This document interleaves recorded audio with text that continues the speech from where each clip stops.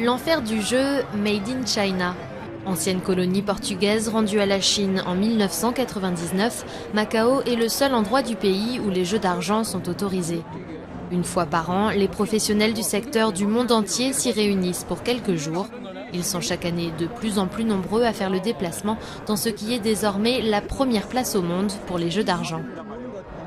Il y a quelque chose de particulier avec la culture asiatique, parce que les jeux d'argent sont considérés comme une forme de divertissement tout à fait convenable. Ça a fortement contribué au succès que l'on observe ici, et aussi à Singapour. Singapour, qui suit l'exemple de Macao, la ville-État a récemment vu l'ouverture de plusieurs complexes touristiques centrés sur des casinos. D'autres pays asiatiques, comme le Vietnam et les Philippines, veulent eux aussi leur part du gâteau. Mais à Macao, on les prévient, il ne suffit pas d'avoir de bons casinos pour faire fortune. Il faut avoir le dispositif hôtelier, le bon environnement, le shopping, parce que pour les Chinois du continent, le shopping, c'est un élément très important lorsqu'ils voyagent. Ils ne sont pas encore vraiment adeptes des visites touristiques.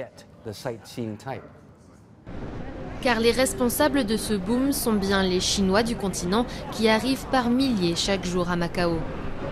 Le ralentissement de l'économie chinoise n'inquiète pas pour autant. Les casinos reposent en grande partie sur une clientèle haut de gamme, dite VIP, et la crise ne devrait pas empêcher ces très riches Chinois de venir flamber sur les tables du territoire.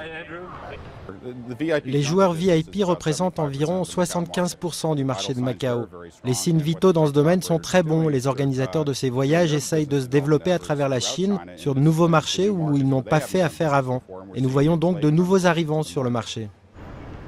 Macao s'est ouvert aux casinos étrangers en 2002. Depuis, de nombreux opérateurs américains s'y sont installés pour tenter de compenser la chute de leurs revenus chez eux. Dernier en date, le géant américain des casinos Sands, avec un investissement de 5 milliards de dollars.